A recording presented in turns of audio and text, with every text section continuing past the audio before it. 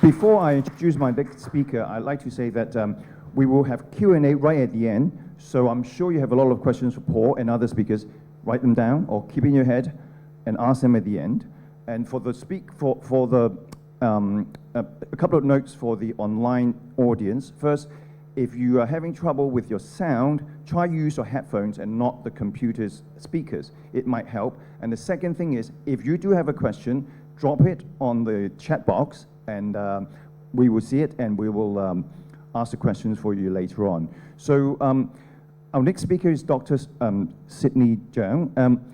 He's a bit modest because he says 2 or 3 things he knows about rural conservation in Hong Kong. I'm sure he knows a lot more about that. So a warm welcome. Thank you very much.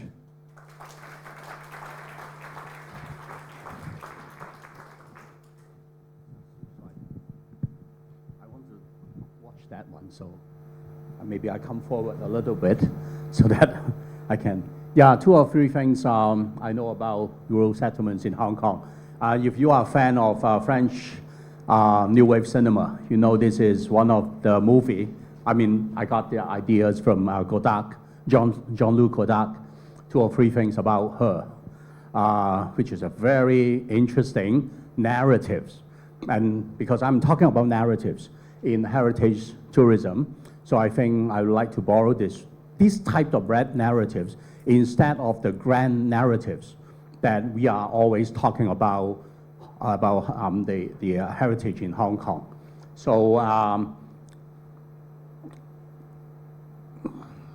I would like to use 3 buildings. Since this is an event run by the Hong Kong Icon, I think it's good to go back to the architecture and then to see what kind of narratives we can generate from the building, and then what will be the 2 sides of the narratives.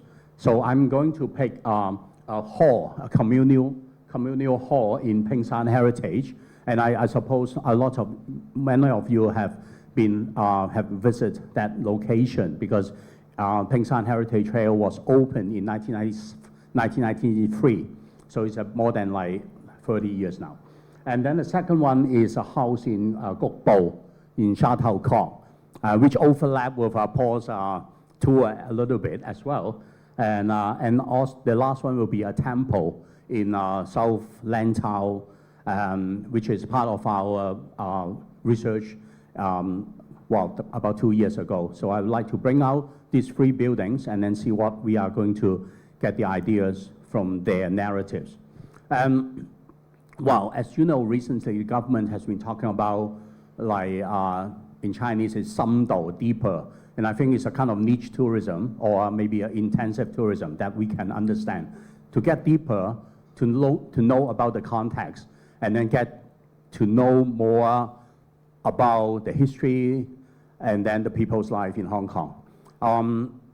Instead of a very superficial ideas, taking photos, send it on to your Facebook and share it with your friends without any explanation. And I expect that kind of thing is more kind of niche tourism or intensive tourism.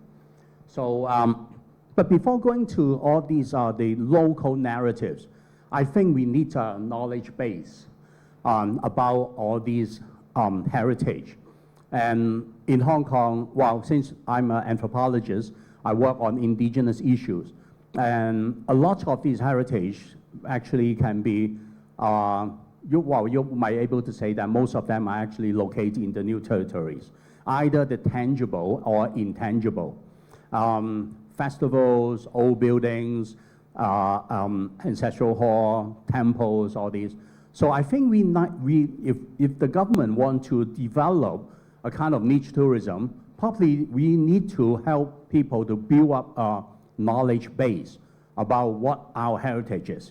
It doesn't need to be very kind of deep because we just need to have a framework. And then what will be the framework? I would say there's 4, probably most of you know that we have 4 major ethnic groups, live in Hong Kong before the British came. And then they are the 2 from the land, from the north, and then 2 from the sea. And they are the Bunday, who speak mostly, their dialect is similar to the old Dongguan dialect because they came from the western side of Hong Kong. And then probably they settled there for a long time, even though a lot of them mentioned that, well, their ancestor originally came from Henan or Jiangxi. But actually, most of the time they stayed before coming to Hong Kong is Guangdong, is Dongguan. That's why the Bundei dialect is actually an old Dongguan dialect. And the other group is Hakka. They came to Hong Kong in the early Qing dynasty because of the policy change, and then they were removed or resettled on the coastal area. So they form a very strong network of the Hakka village. Before the British came, according to the historical archive, there are about 700 to 800 village in Hong Kong. Probably half of them are Bundei and half of them are Hakka. So you can imagine around 300 to 400 of each of them. And then the other two ethnic groups from the sea will be the Danga, the Tanka, who came from the Pearl River Delta area, speaking the Guangdong dialect, and then from the west, and then the other one who speak the Chiuzhou dialect, we call it Hok Lo, from the east. So basically, they form a very strong kind of heritage background, and I think we need to make sure people know that, either for the local populations, the younger generation, as well as maybe the foreigners. Like we have these four different types of indigenous inhabitants. And then after that, of course, all different kind of people from Shanghai, from Beijing, overseas, maybe Japanese, French, American, they all, British, of course, came to Hong Kong. But these are probably the basic ideas because they were more related to our heritage, both, as I mentioned, tangible and intangible. So, okay, this is the grand narratives. The grand narrative we know in order to understand what our heritage in Hong Kong. The first one I would like to bring out is Tat Tek Kong Shaw, or Tat Tek Communal Hall, located in Peng Shan Heritage Trail.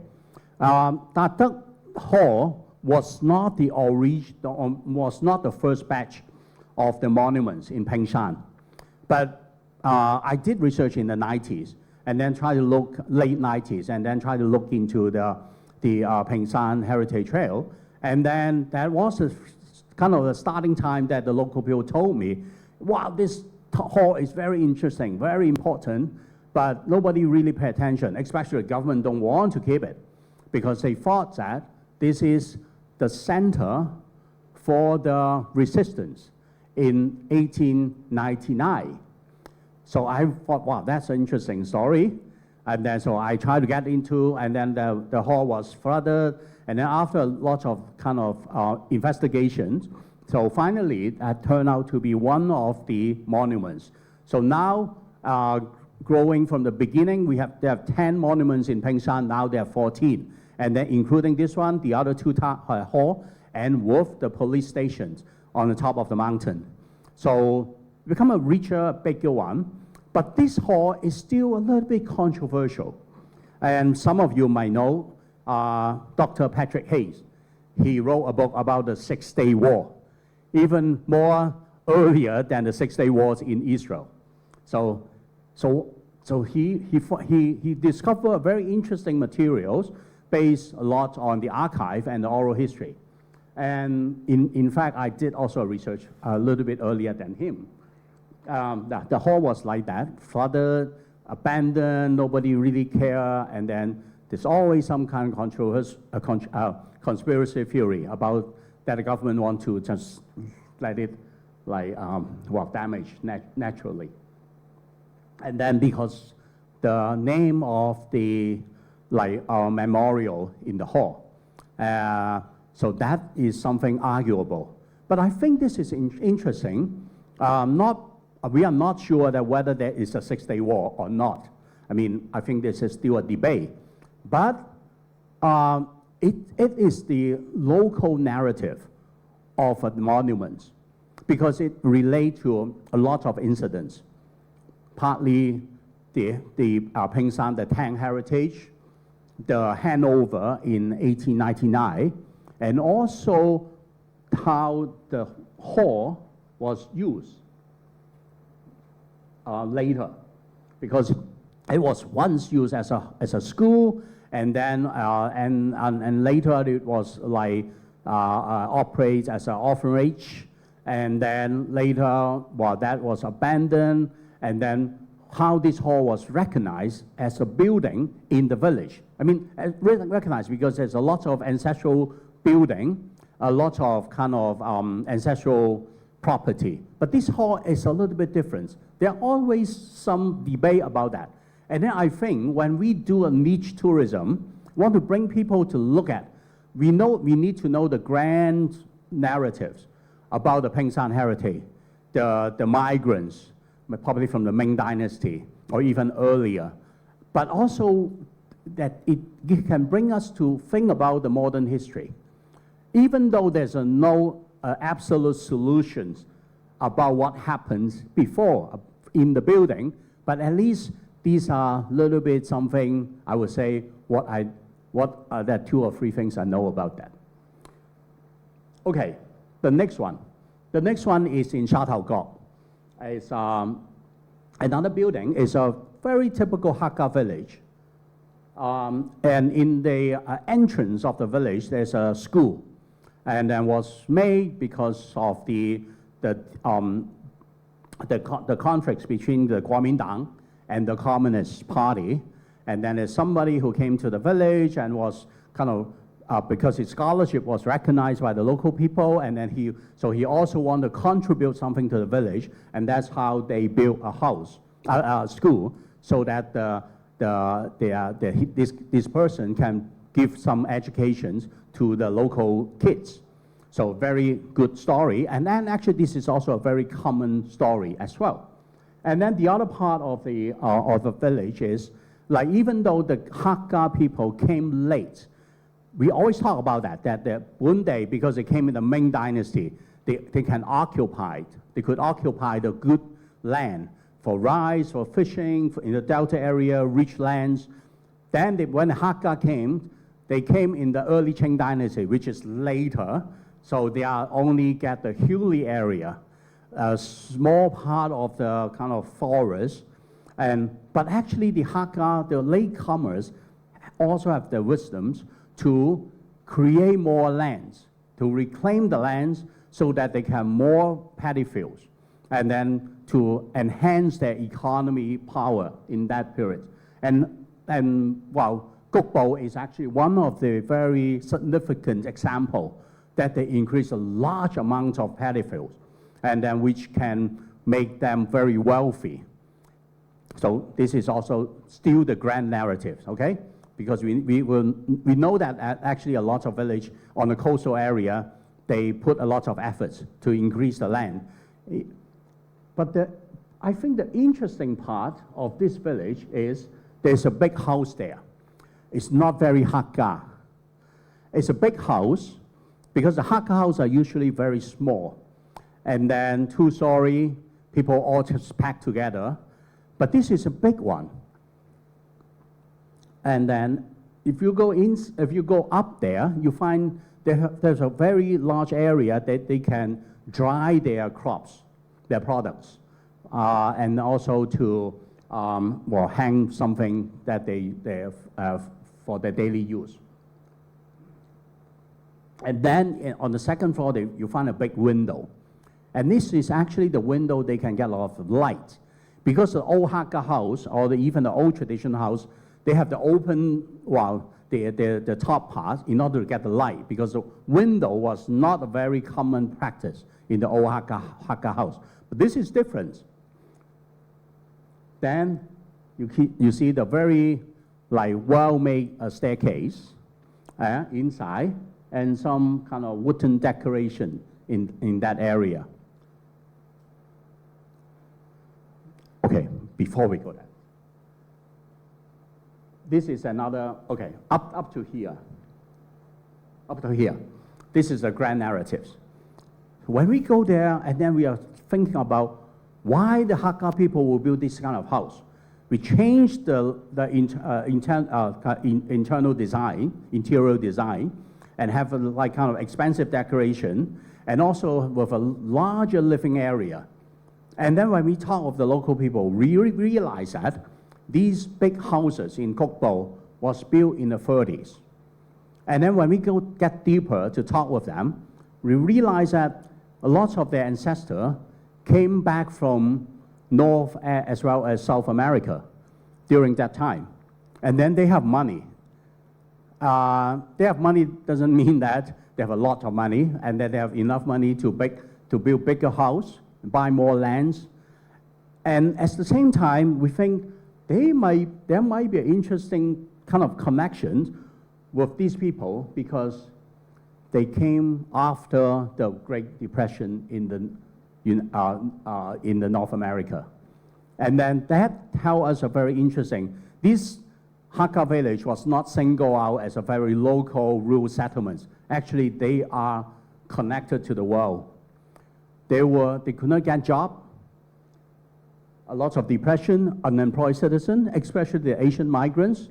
They went there to want to get more money for their family, but somehow probably they saved some, and then they came back.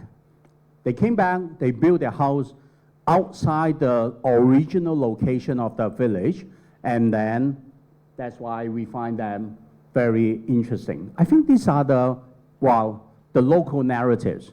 Then you can figure out from these houses which are different from the rest. Okay, the third one is in South Lantau, Shek Pik. First of all, we want to show you two temples. The two temples with two gods, side by side, look very similar. While friends who know about Chinese folk beliefs realize that it's not unusual to have a few god or goddess in one temple, but it's a little bit unusual to have them sitting side by side with each other. And it's a combined temple because of the removal of the Shek Pik village in 1960s. There were a few temples in that, and very common temple in Hong Kong, like the Tin Hao Goddess, the Yang Hao Temple, as well as the Hong Sheng Temple. But they move up, when people were forced to move out from that area, so those temples will be removed as well. And then, so because of the remove, they built two other temples, but each temple have two gods. One in Tsuen Wan now, because a large group of the population from Shek Pik was moved to Tsuen Wan, and then you can find the Tsuen Wan Shek Pik New Village, located in the town center. And the other one is the more kind of southern part of Lantau, which is called Tai Long Bay. And so from two single temples to two combined temples. And this is very unusual, as I mentioned. And the interesting thing, this very top part of the building, and can I get the next slide? Yeah, very top part of the building, you can see the temple. I think it's, okay, on the right-hand side, right high end. Okay, we don't have much time, so I will just show you okay. The other one is another group who moved to Tai Long Wan.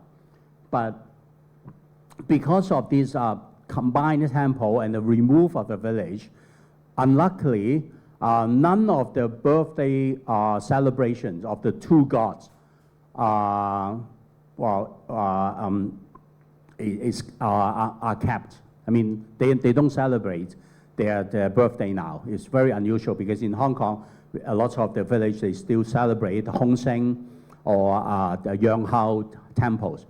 But because of this network was kind of damaged, but at the same time, they find another way to keep this sense of belongings among the local villages. And then, so they create a very new practice for the earth god in Shui Hao, in South Lantau, and then make it become one of the most important events of the village. So if you go there, this kind of practice, sharing the park in front of the Earth God on the last stage of the kind of celebration in the by the end of the year is not common. They make it common. They make it a usual practice because they lost the ideas of having the temple God, the God in the temple, as the figure of their of their village. So this, I think, is for the grand narrative. It's about the folk beliefs in Hong Kong. We have all different kind of gods coming to Hong Kong from the sea, from the land. But then, once the society change, there are some new practice coming out. And I think the new practice probably will serve as the niche or a special kind of narrative for the niche tourism. So the last sentence, to conclude, I think for the local narrative, instead of the grand narrative, there's a lot of mysteries, stories, anecdote, vignettes, and they are very odd maybe, but they are amusing. And probably we can make use of them to help people to understand Hong Kong much better. But before going into this kind of local narratives, I think probably the government or maybe university, as well I work there, need to promote, make sure people know the grand narrative first. Otherwise, how can we go deeper into the intensive one? Thank you.